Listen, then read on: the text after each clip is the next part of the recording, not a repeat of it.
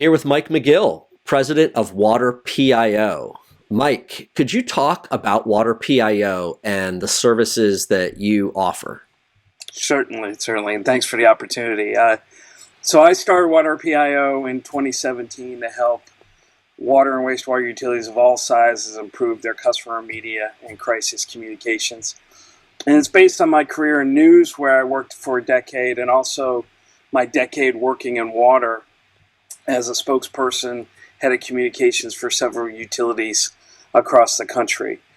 This sector definitely needs help communicating about what we do and how we do it, especially with the challenges we face from lead and copper rule and PFAS. So that's what my firm hopes to help out with utilities across the country.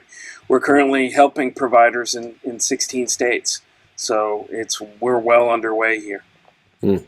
And could you talk a little bit more about like the specific ways that you can help, some of the services, products, whatever that you can help folks with? Certainly. So we provide the entire range of public communications, internal and external communications as well, on just about everything that we cover in the water and wastewater sectors. We've been in the mix for a long time. My first utility in water, we had 2,000 water main breaks and a $1.2 billion consent decree. So I've been in the mix of just about everything over the years. And we bring that experience to the table to cover overall communications plans. I mean, just getting out the word about what you do and how you do it, so you can get the press and the public and elected officials and community leaders behind you and your efforts, as well as to deal with the difficult topics that we face. Lead and copper rule communications and PFAS communications are specialties of ours because we've been working on those issues for a long time. And crisis communications as well. Being a former newsie, I am still in the crisis communications world, so we help out with plans and approaches for a variety of crises that a water or wastewater utility may face. And could you talk about your overall philosophy and your approach to communications, that you bring when you help these different water utilities and clients? What should they be doing? What's the stance they should be taking when it comes to comms? So I'm a big believer in planned transparency. I've been on the other end of that phone line as a news producer. I have a very basic philosophy that I get across with the message that if I hear from you first, I trust you first. And if I hear from you last, I trust you last. That was my approach in a newsroom. And so that's the approach I try and bring to the utilities we serve. We don't necessarily say you have to open the books on everything. The public can, see too much and be confused by a wealth of information that they don't necessarily need to have confidence in your services. But if you roll out information about what you're doing and how you're doing it, how you're approaching these difficult issues that we face, especially with lead and PFAS, you're going to gain public confidence in what you do. It's just natural. It's basic human nature. Every relationship we have, the more you communicate, usually the better off you are. So there's a lot of scar tissue in our industry because we've been burned in the past, but that's because we haven't been communicating.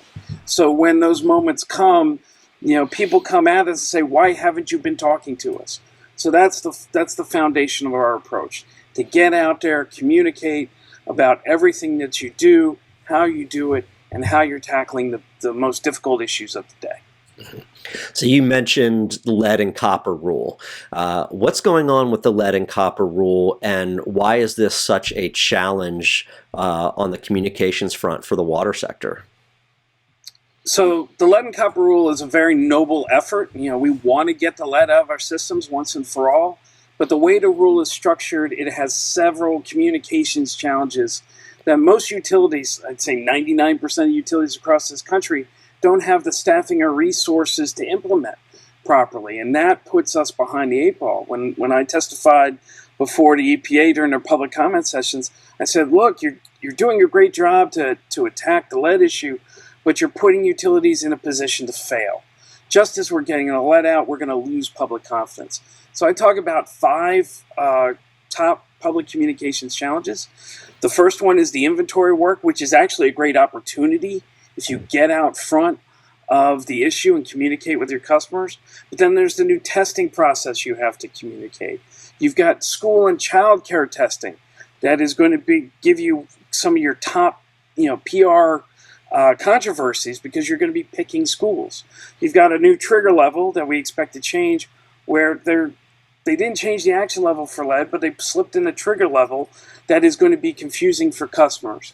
And finally, there's a 24-hour notification requirement, where if you have a system-wide exceedance, you have to tell the world within 24 hours, not 30 days.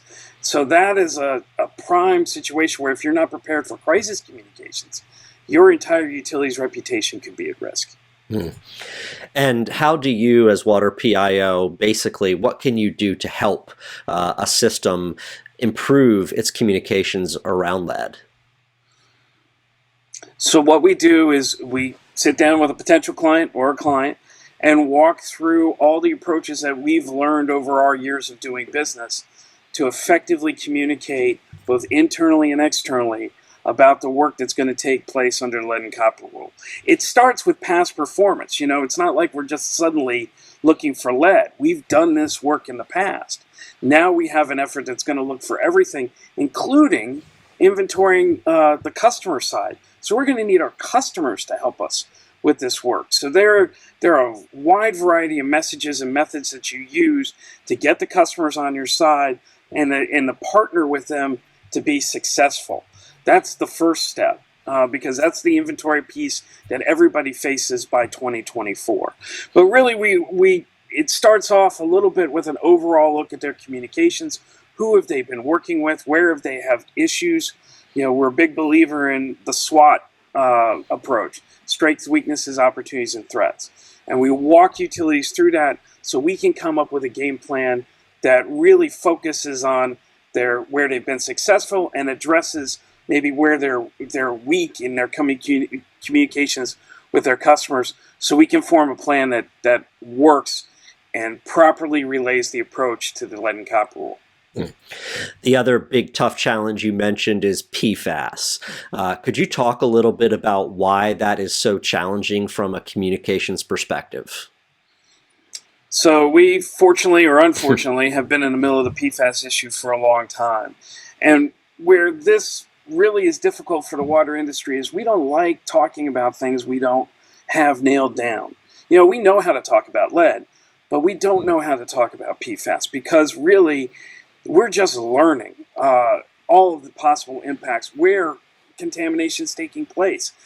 And we didn't put it there. So we are left dealing with, we're at the end of the food chain, if you will, on this entire controversy, and we're just getting our information together on how to respond. So in a lot of ways, we don't like to talk about PFAS because we don't know everything. Here's the thing: we have to be talking about it. We can't wait until we know everything, because honestly, we're never going to know everything. So we have to get out front on this issue and explain what they are, why they're in our environment, why they ended up in our drinking water, or coming from our source waters and pollution of our source waters, so we can give our customers confidence that we have this issue and we're going to tackle it moving forward, because this is with us for the long haul. We're just about to have major announcements about PFOA and PFOS and proposed drinking water standards, and we're only going to get more as the years progress. So the earlier we get out front, the earlier we start talking about this difficult issue, the more our customers are going to trust us. And could you also talk generally about WaterPIO and how you can help water utilities with the difficulty of PFAS communications? So we run the whole gambit. We've been brought in crisis situations where utilities have had their water shut down because they had a PFAS contamination that was honestly overreacted to by some state regulators. Sorry. But we're also brought in to help out planning for construction of RO plants, overall approaches on how they're going to address a finding or discovery that's been made. When we start this UCMR5 testing this spring, we are going to find PFAS all over the country. At minute levels, we have to explain. So that's really where we come in. We come in at a variety of stages, whether you've already taken the hit and your reputation's already been damaged, or with overall communications proactive communications that will protect your reputation in case you have a discovery that you need to explain. Great. And can you let people know how they can reach out to you? Where can they find more information and connect? Certainly. So WaterPIO, we've actually started divisions to tackle lead and PFAS. So you can visit waterpio.com, leadcopperrule.com, or pfascoms.com to find out more information about what we do and how we do it and how we can help your utility. We're always on call, as we say. You can text us at any time of the day or night at 910-622-8472, and we'll be there for you, because we know, unfortunately, from our first job, we were talking to the press at 4 o'clock in the morning. We know emergencies don't conveniently happen at Tuesday at 9 a.m. and wrap up by 5. So we are always on call at that number to help you with your situation. Perfect. Mike, thank you very much. Thank you, Travis.